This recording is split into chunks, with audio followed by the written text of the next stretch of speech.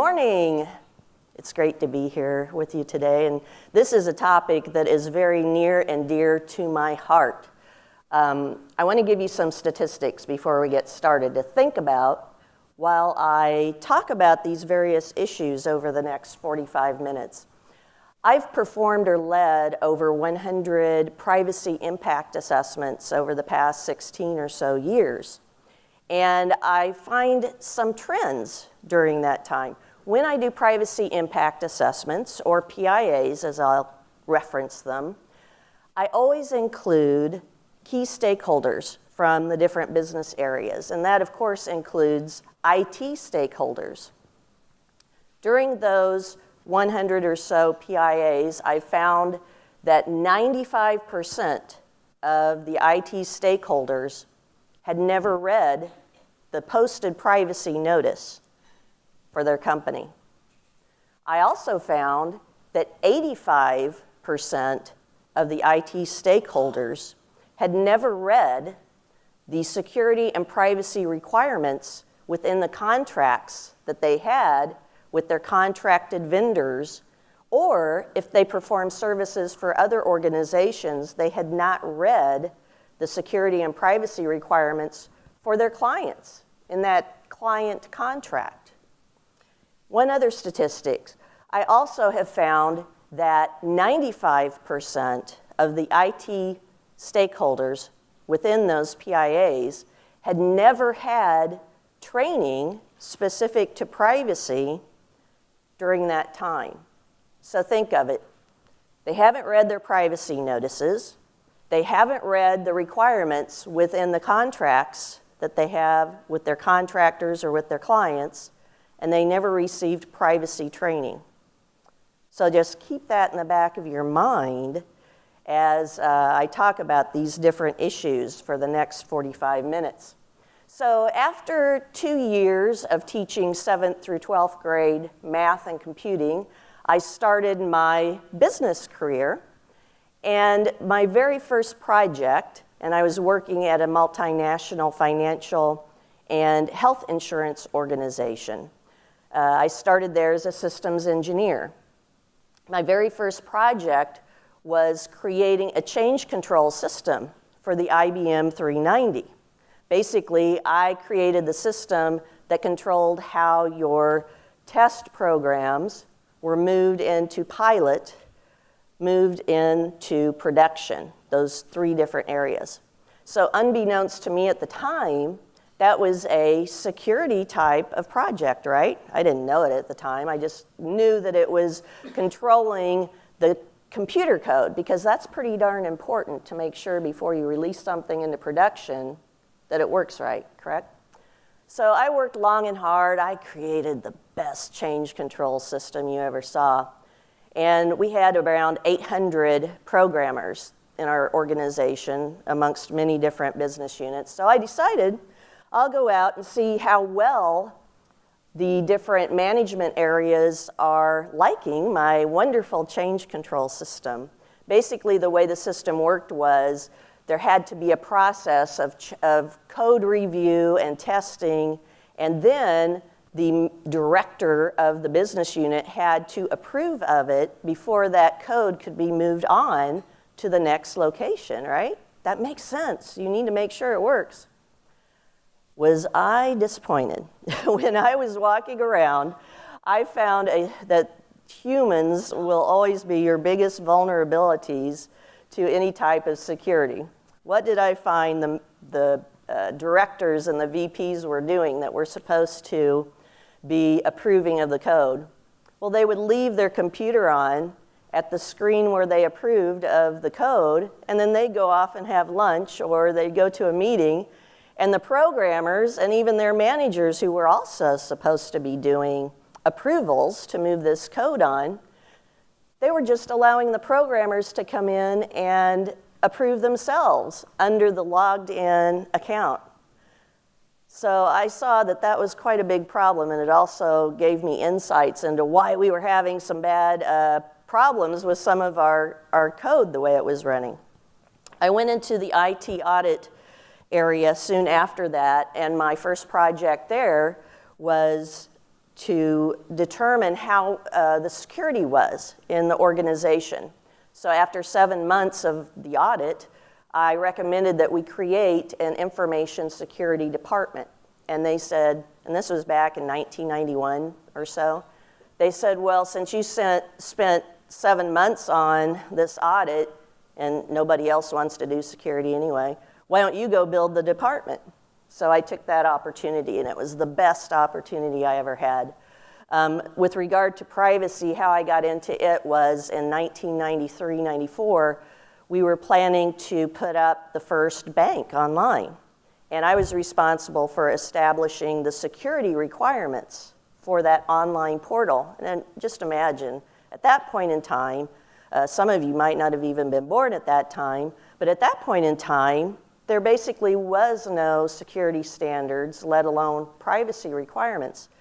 I noticed, though, that there's a lot of personal information when you're dealing with banking, and I stumbled upon the OECD privacy principles, and I said, these are really great ideas. We need to implement this in our online bank. So I went to our lawyer at the organization, and what do you think the lawyer said? Well, the lawyer looked and said, there are no laws or regulations requiring us to address privacy. So sorry, we can't address this. It's not something that comes under our view right now because there's no legal requirements. I thought it was really important to do, though. So I went to our CEO and I tried to convince him to have a lawyer look at this. And instead of having a lawyer to address privacy, he said, you know what, Rebecca, why don't you just take over and figure it out? They didn't see that privacy was a big deal then. So that was my second great opportunity. And after that, I was able to really get deep into security and privacy at the same time from the viewpoint of a systems engineer knowing whether or not the controls or the requirements would be feasible. So I left there in 2000. I started my own consulting company in 2004. And over the past 2.5 years, I created my Symbis 360 service that automates and manages all the security and privacy program activities to make sure that everyone is addressing everything adequately and also in a consistent manner. Besides those 100 PIAs I've performed, I've also either led or performed around 300 security risk assessments. And again, I've created a way to automate a lot of the clunky ways in which you take a lot of time to do. But during those 300 security risk assessments and 100 PIAs and then some audits thrown in, I've discovered, always including IT as key stakeholders in these projects, I've discovered that there are 8 areas where IT folks are consistently in need of more information, of more knowledge, of more insight, because they just haven't had that direction to be able to know and understand that they need to understand these areas in order to truly support an effective privacy program. If your IT folks don't understand these 8 areas and the challenges within them, you are not going to have a successful privacy program, even if you have the best lawyers in the world, because you need to make sure that the folks are implementing these applications and systems are doing what's necessary to prevent privacy breaches and also to be in compliance. So I'll go through these 8 areas with you. Now, the first thing, knowing the data that you have. You would think this would be, well, of course, IT knows what data they have, don't they? Well, not when it comes to privacy impacting data, necessarily. Keep in mind that privacy is a very subjective term, right? What is considered to be a privacy activity for one person or one company or one state or country or industry varies greatly. So the IT folks that I've worked with, oftentimes they know generally all the different kinds of data they have. Much of it is not involved with personal information, it's involved with making the network run, or it's involved with intellectual property within the organization. But the IT folks, if you want them to support your privacy initiatives, they need to understand what is considered to be personal information within your organization. Too often that's lacking. Too often that is not defined. Think about your organization. Have you defined what is considered to be personal information within your organization? If you don't, then you're going to have huge vulnerabilities and failures within your privacy program. It's as simple as that. So you need to be able to know the data that you have. And it goes beyond defining that data, too. I want to give you some examples. During all of these assessments, I've just run into some of the craziest situations. But I was doing a PIA back around 2003, 2004. And this was for a really large technology company that's a worldwide company. You would think they should know about privacy and security. I was doing the PIA, and I came to the point where I said, well, first, a little bit of background.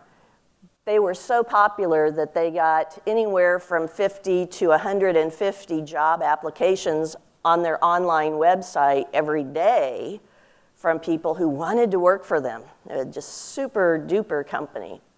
Well, what would they ask for when they would accept these job applications online?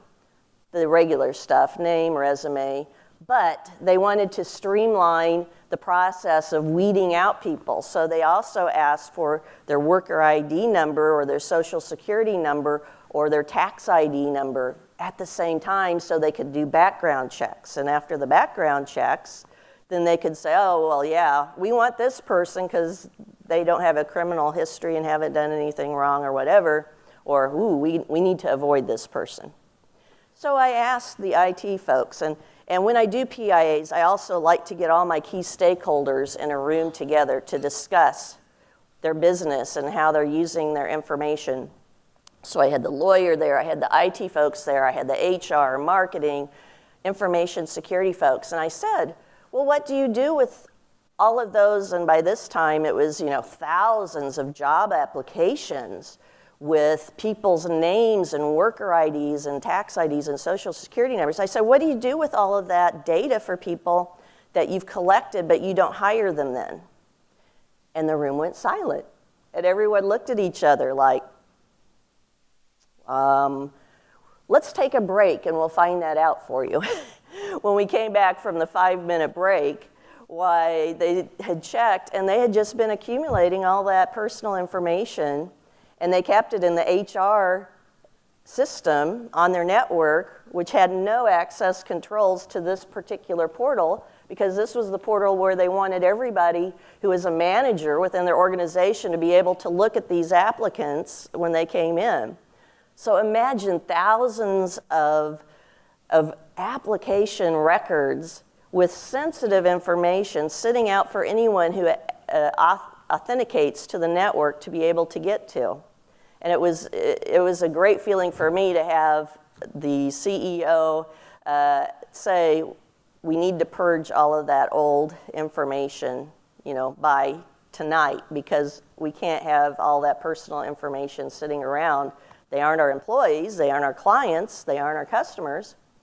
So the data you have, you need to know about it. Oftentimes you'll have these unhappy surprises if you don't. And I could go on and tell you about some other scary situations. I'm looking at my examples here and my time because I don't want to go over, but there's so many horror stories I could tell you. So what else do your IT folks need to know?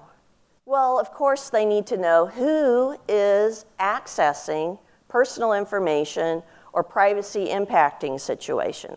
Now, you assume that you have your employees who need to access it to perform their job responsibilities accessing it, of course.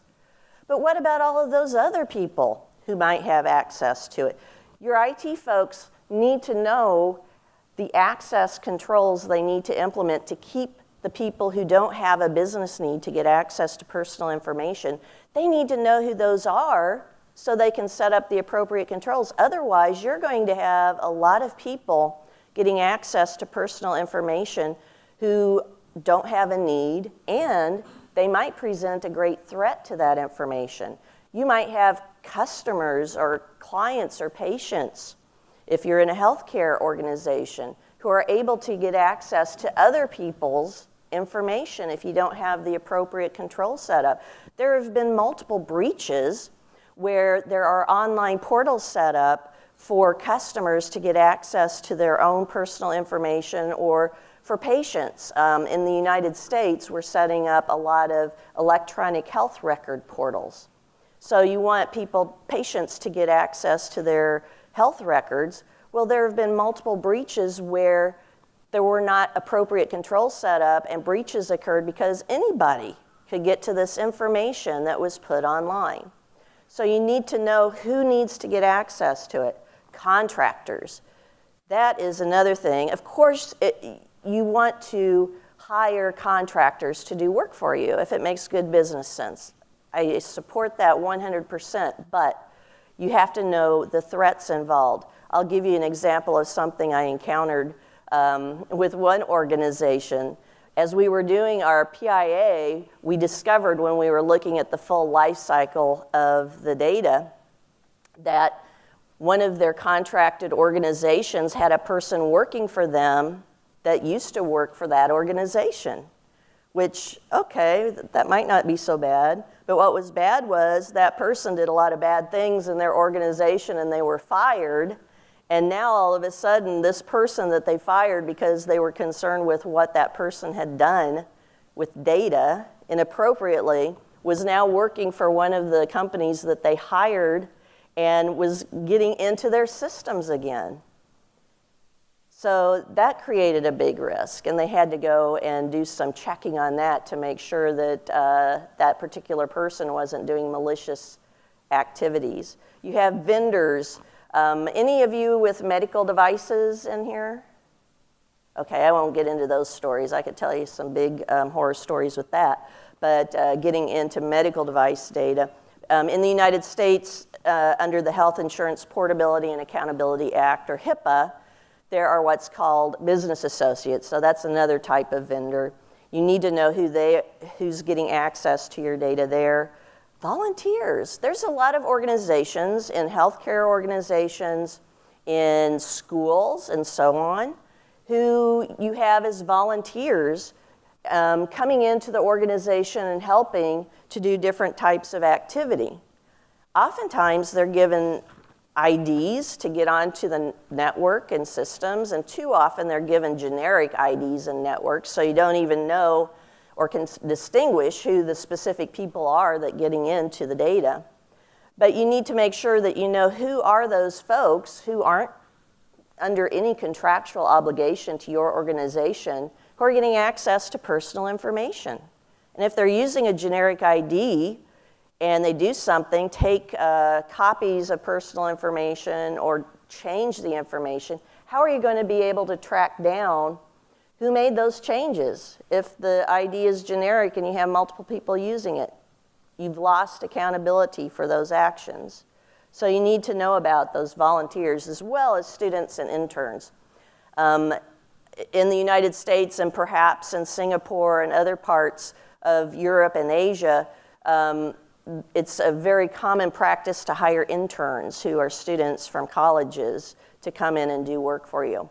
So what are you giving those interns access to on your network? Is it appropriate? Oftentimes those interns have not had the same type of contractual requirements for confidentiality that they've signed or non-disclosure acts that they've signed. Oftentimes they've never received any privacy training or security training before they were given access to the network. Why? Because they are not employees. They were interns.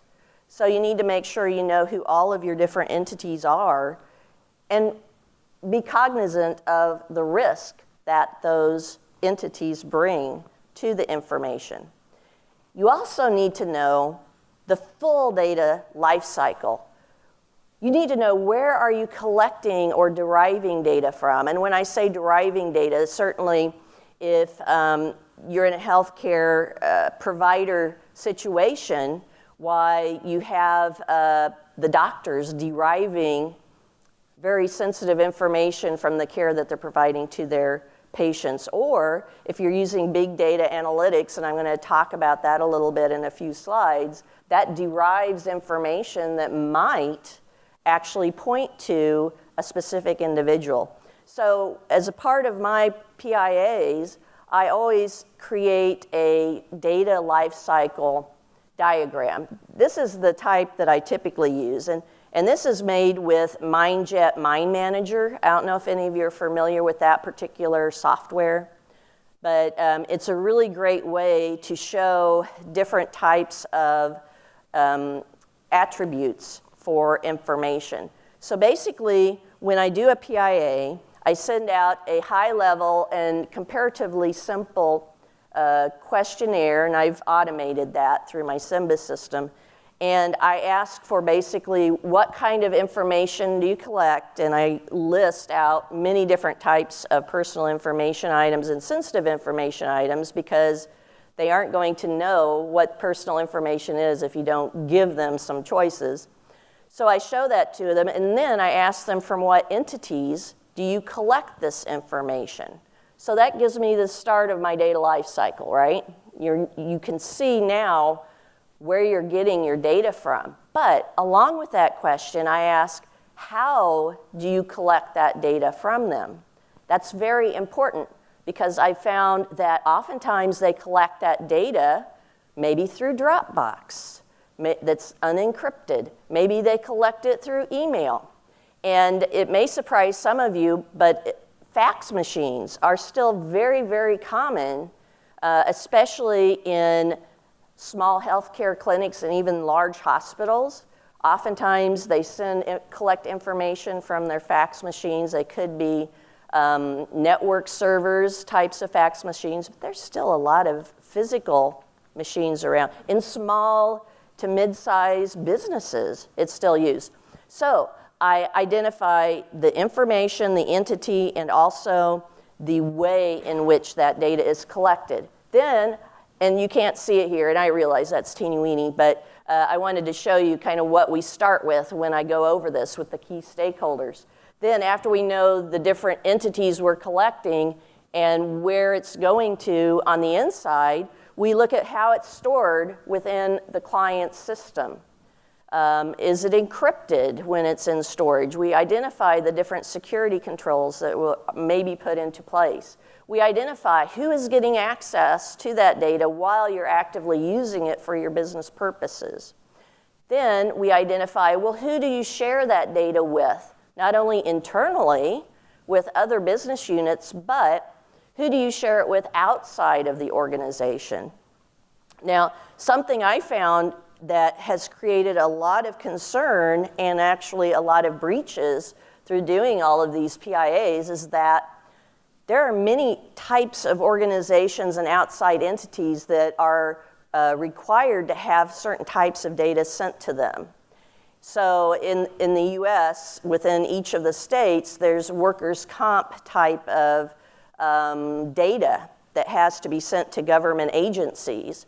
And my clients have found that they're kind of at the mercy of doing what those government agencies tell them to do with regard to sending data. And far too often, they're asking them to send them data in clear text within email attachments.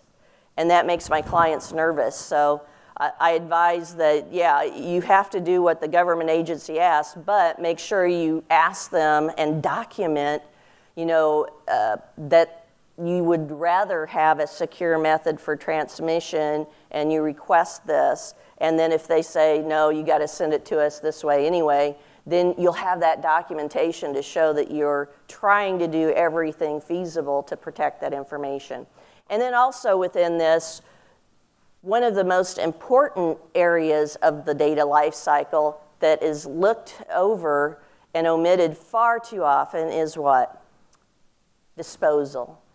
That data oftentimes is kept forever. So when we look at data, we look at the point in time in this full data life cycle. Well, how are you getting rid of it? How long are you retaining it? Where are you retaining it? And how are you deleting it when you no longer need it anymore? I found clients through the PIAs who have identified huge amounts of archived data with millions of personal information records on backup tapes sitting in unsecured rooms. I found different clients who have data that, and when I ask them, what do you dispose of your data? What's your actual process for this? And I've had more than one say, well, I guess our process is we keep the data until the media gets so old that it falls apart or we can't use it anymore. That's not an acceptable type of activity. So your IT folks need to know the full data life cycle. What happens if you don't? If you don't know these things that I just asked, that I told you I collect information on?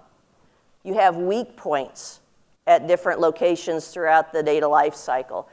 I've seen organizations invest hundreds of thousands of dollars in controls when they're collecting data, and then they do nothing when they get rid of the data, and somebody comes along and picks up printed copies of personal information from the garbage out in the back alley, or they buy old media on eBay or Craigslist, and they find that there's tons of information on there. I've done medical device research, and I have friends who do this too, and we've bought such things as insulin pumps and also pacemakers off of eBay. And when you get them, there's as much as 50 to 150 patient records, very detailed, still on the device that controlled the pacemakers and insulin pumps. You have to address the full data life cycle. You also need to know storage issues. I've had a lot of people say, well, are clouds good or are cloud services bad?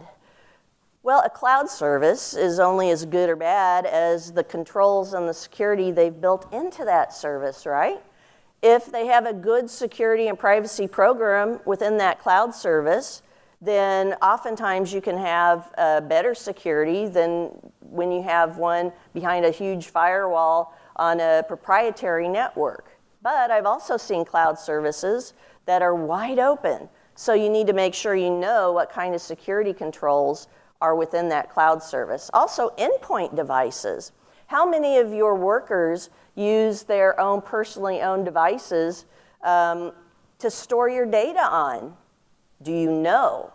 Oftentimes, people don't even realize when they are using their device to access the network for their company or to look at their email that copies are being stored on their device as they're doing it. If people don't understand how tech works, then oftentimes they get a lot more data accumulated than they realized. IoT devices, storage centers. Oh, I wanted to show you this because I think this is a pretty cool, it's kind of an aside, but it's a very good example of a great storage area. I live in Des Moines, Iowa, and north of Des Moines, out in the middle of cornfields and bean fields, there was an abandoned missile pit, I guess. It went 10 floors down deep into the ground, and it's surrounded by all these fields.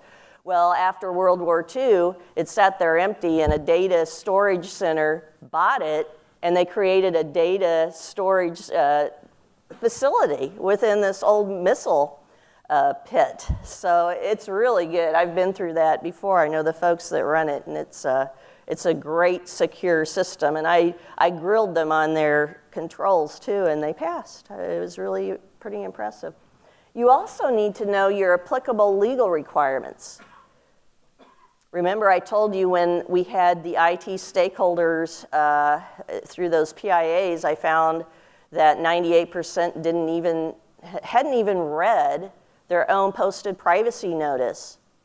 Well, that's a legal requirement they've established for their own organization, right? How can they be complying with their own promises that are legally binding if they've not even read those promises that are being made to the people who are giving data to their organization. They hadn't even read the contracts that are legally binding. Too often, the focus is on just laws and regulations, which you have to know, certainly. You have to know your applicable laws and regulations. But do not forget about these other legal requirements that you created yourself through a privacy notice or through other types of contracts. You also need to know the controls that are available. Don't assume that your IT folks will understand all the different types of controls that can be used to support privacy or security. Because if they haven't gotten any privacy training or security training, they aren't going to understand all the different ways in which you can use access control mechanisms to keep people from accessing personal information. I've had too many folks in IT, and again, keep in mind, I'm coming from a systems engineer background, so I'm not trying to bash IT folks. I'm hoping to improve what IT folks know. I've had too many of them tell me, when I say, how are you addressing privacy within your own organization? They say, we use encryption. Solved. And it's like, well, that's a good thing. You're using encryption if you're using it appropriately in the right circumstances, but you have to go far beyond that and use access control, use proper authentication, use logging, and so on. And certainly training. Training is something that I see overlooked far too often. Most organizations do not provide sufficient training, regular enough training, or effective training. And if you don't have good training for your folks, your IT folks, or anybody in your organization, you can't assume that they're just going to know inherently how to protect personal information. You also need to know the risk. And a lot of IT folks kind of assume they know what the risks are because they know the system so intimately. Well, I know everything technical about this system, so I know the risk. Well, guess what? If you haven't had the background in identifying risk and knowing about how to look at all the different categories of risk possibilities, then they aren't going to actually see all of the risks that exist, like with that disposal or end-of-life data. So that's where doing not only PIAs, but those 300-plus security assessments come into very good use, because it really does help to raise their awareness also of what actually is a risk to data, to the network, to applications, and so on. So it's very important that they know and understand the risk and know how to address them. Here's something that I run across too with the IT folks a lot, and I probably should have been keeping track of statistics for this question as well, but that's one thing I hadn't been keeping track of, but I know anecdotally, I can tell you that most of the organizations that I've done PIAs for and risk assessments for, they think that once they've gotten their network secured, once they've gotten their application secured, once they have all their data identified and secured, they're done with security and privacy. We're good. We've got a secure system. We got a certificate from an auditor that came in and reviewed our system. We don't have to worry about things anymore. That's not true, because whenever your business environment changes, even a little bit perhaps, all of a sudden your risk environment changes as well. You could have introduced risk through a change in operating systems that you attach on your network, through an application upgrade, through a merger or acquisition, and that's another area I could talk for a day on horror stories about mergers, acquisitions, and divestitures. So you need to have continuous oversight, not only to identify and mitigate the risks, but there are many legal requirements that tell you you have to do this type of ongoing oversight as well. Now, if any of you have organizations that would be considered as business associates to a healthcare organization in the US that has, and you would have access to protected health information or PHI, you would be considered as a business associate, and you would have to legally follow all the HIPAA security and privacy rule requirements. Doesn't matter if you're over here. If you're doing work for healthcare organizations in the US, you would have to comply with their requirements. And guess what one of those requirements are if you're doing that? You have to do an accounting of disclosures for access to protected health information, or PHI. What does that mean? That means you have to be able to produce a report for any patient or insured that asks to see who has gotten access to their protected health information. Well, how are you going to do that within a system or network? You need the IT folks to be able to build in logging so you can actually run reports to show who's gotten access to certain types of data, right? So this logging is very important not only to address risks, but also to make sure that you're complying with the legal requirements throughout the world that say if somebody asks to see who has gotten access to their personal information, you will be able to give them that report, and it will be accurate. So now, within these 8 different areas, I want to very quickly go through some of the common problems within these 8 different categories. Personally owned devices, I've talked about them before, but this is so important. You might have people in your organization using their personally owned devices that you might even realize. I want to give you some interesting, I found them interesting anyway, statistics. As you might be able to tell, I'm really into statistics and math, so I like to collect these things. But there was a UK survey that was just, or research that was just released in October. They said that 70% of the workers within the UK use their own personally owned devices, but yet only 39% of the organizations had a policy about how those personally owned devices could be used. And then here's one that was really interesting. Of the organizations that were addressing personally owned devices, they found that, and had requirements for security, they found that only 14% of the workers were actually using the security tools, the security apps and so on their personal devices that was provided to them. Think about that vulnerability that you're creating. The medical devices, I won't dwell on this too much, even though it's a fascinating topic, but medical devices just collect so much data, not only collecting data, but they create pathways into the actual network for the healthcare provider. I went and working with a different doctor on personal health issues, and I was sitting in the actual room before he came in to do the different types of tests on me, and I was surrounded by medical devices. So while I was waiting there, I pulled out my smartphone, and I found all sorts of wireless access points, unsecured, and I could have gotten into everybody else's patient information while I was sitting in that room. And when the doctor came in, I said, "Hey, you have a lot of really high-tech medical devices." "Yes." She was very proud of that. Well, I said, "This is really cool, but do you know if they're well secured?" "We assume they are because our IT folks are taking care of that."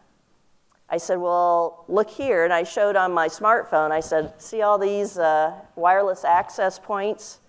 I can get into all these devices, and if I wanted to be a really malicious person, I could really mess up a lot of patient data or change the settings on the different types of dosages and so on they got." Well, that got her attention. She said, "I'm going to talk with my IT and security person right after I meet with you, get finished with your appointment."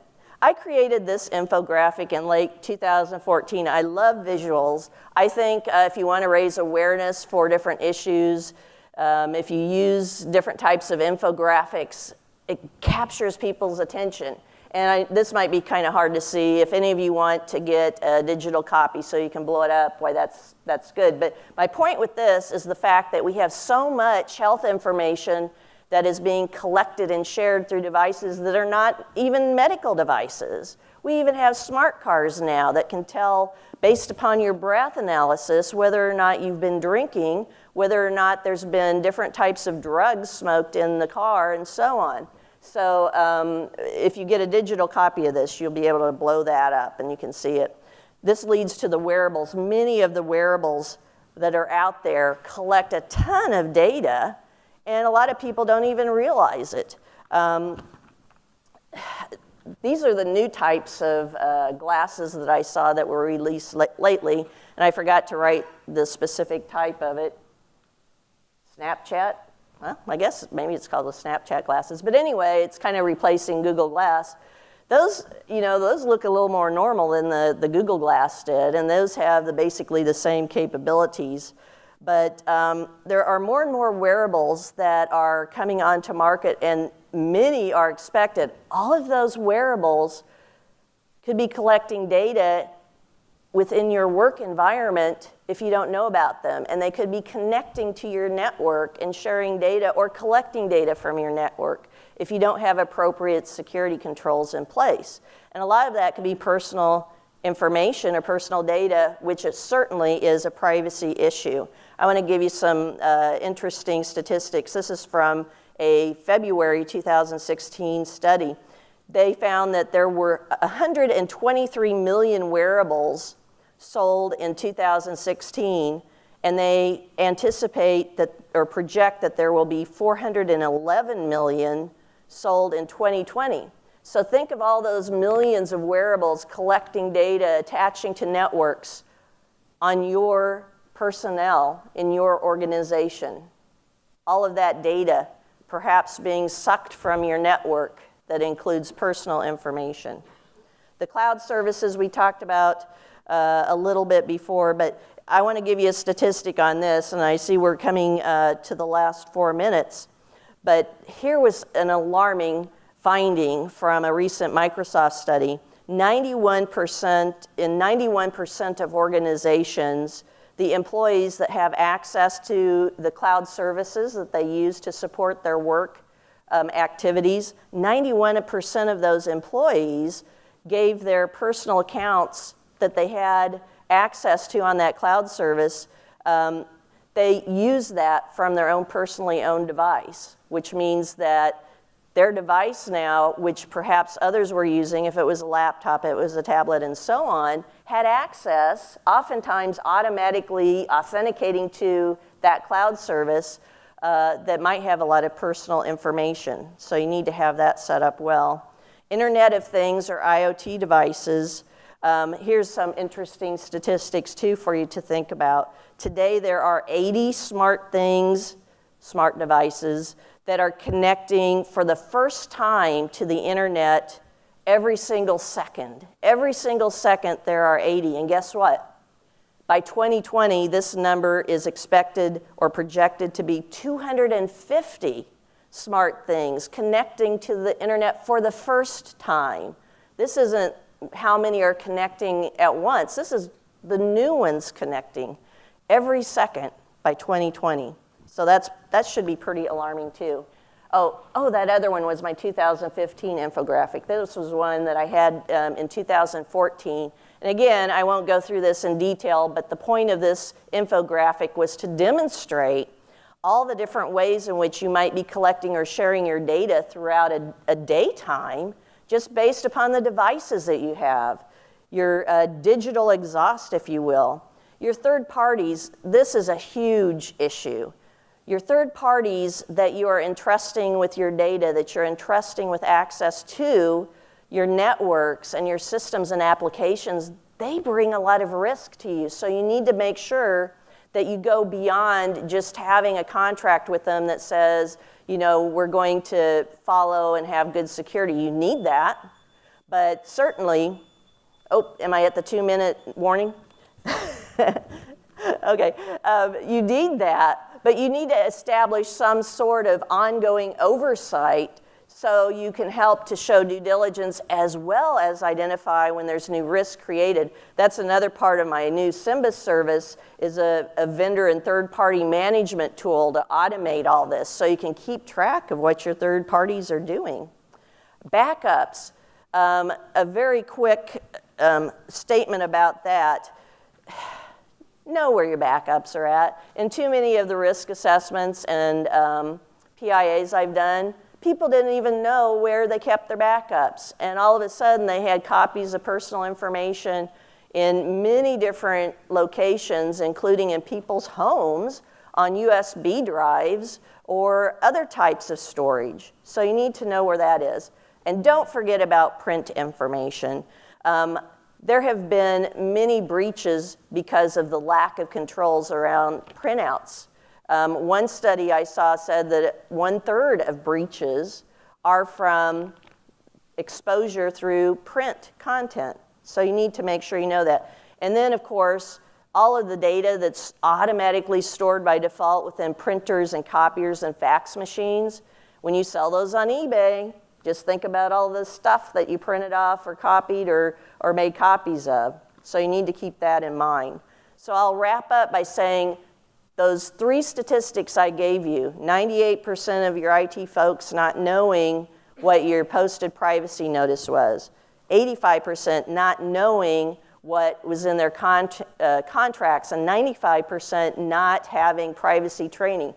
What if they actually were required to read all of those contracts? What if they actually read those privacy notices and followed them and implemented what those promises are? And what if they got training? I honestly believe that if they got all of that and addressed those 8 areas, those percentages would go down to less than 10%.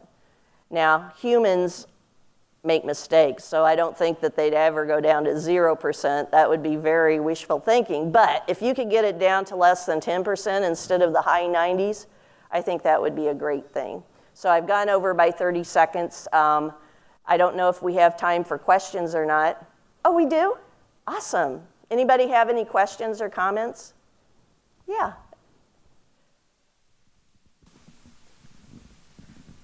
Morning, Rebecca. This is Lena. I'm from Robert Bosch. I would like to ask you with regards to the vendor management.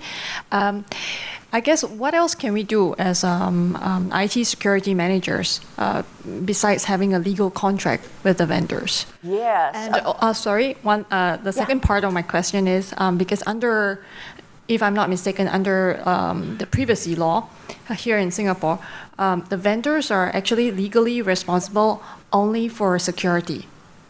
So with the vendor management, thank you for that. That's a great question. So certainly you need the contract, and you need to know where all your contracts are. That's another thing I found through all my assessments is oftentimes it's not centralized. So you need to centralize those. But then what I do is I like to go through a multi-step process for identifying if your vendor is high, medium, or low risk. So I like to send out what I call a risk level evaluation that has around 33 questions that cover the different topics that you find in ISO 27001 and 2, in addition to the privacy areas, and to get a feel for how they are within each of those areas based upon where they're storing your data. Are they storing it on their system, or do they access it on your system? Do they encrypt it or do they not? And then what I do as a result of that initial risk level evaluation, I can identify who are my high-risk vendors that bring me the most risk, who are the medium, and who are the low. Then I can focus more on the high-risk vendors and go a step further and say, oh, well, I see here that you might not have encryption used on your data. So can I see your policies and review what your policies are for security and see if they have even a policy that addresses that.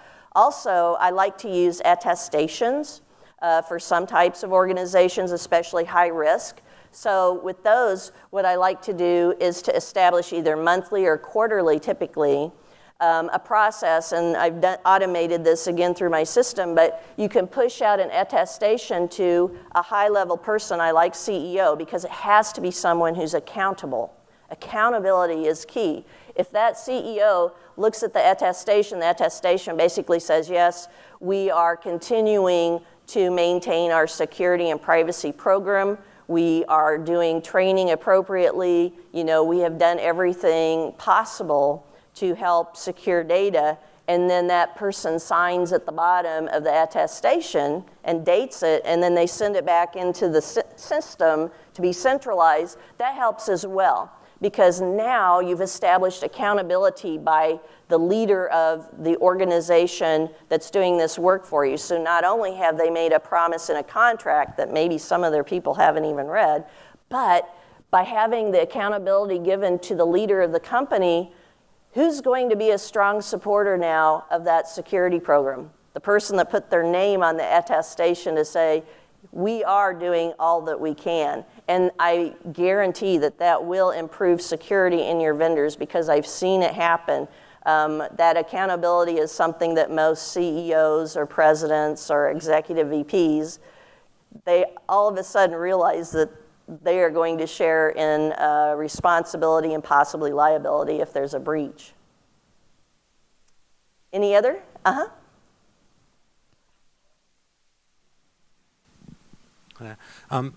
Thanks for that presentation. Fantastic. In terms of the vision you've outlined, have you seen much variation, Rebecca, in terms of organizations in different countries, or between different sectors in terms of how they go about doing this? Are some areas more mature than others? Did you say between countries or between industries? Both between countries and between sectors. I mean, you've clearly kind of seen a lot of stuff in the US and around the world. Yes, there are huge differences. First, just within different sectors. So probably the sector that I've seen that has the best security and privacy are those in the financial space, because in the US, they're very highly regulated. So oftentimes they actually have auditors who have their own desks sitting, right there in the bank or the office building with them. And they are the ones that realize through decades of having these audits that they have to do this. So I often find that they're the ones that have the strongest security and privacy protections. Retailers have a more narrow scope of good things going on as a result of the payment card industry data security standard, or PCI DSS. But the problem with that is it's good that it's there, it's very prescriptive, but it only looks at that scope of credit card information and the pathway of it. So oftentimes everything else that's not included kind of gets overlooked. Hospitals have the biggest challenges, I think, because you have patients among everybody else in a hospital. You have guests, you have visitors. So they're trying, but they have a lot of emerging threats every day with every new medical device and so on. With regard to the different countries, I know that I do have some clients down in Australia, and they're in the healthcare business. And so what they are doing is they're trying to have, even though it's not got the same type of regulation as HIPAA, let's say, in the US, they're trying to put those same types of protections within the hospitals there and follow them. So I see that areas are trying to improve, but they're trying to figure out where they need to improve first. And I think that's the biggest question by a lot of organizations that have not addressed privacy or security yet. Where do I begin? So that's where you see the ones that have a much longer history of addressing these things are typically the organizations that have the better awareness and, as a result, the better maturity. Well, any more questions or? Yes. Hi, Rebecca. I would like to hear your opinion on the issues faced by Malaysia as well as Singapore on privacy laws. The PDPA, the Personal Data Protection Act in Singapore as well as Malaysia, does not apply to federal and state governments. So what's your take on that?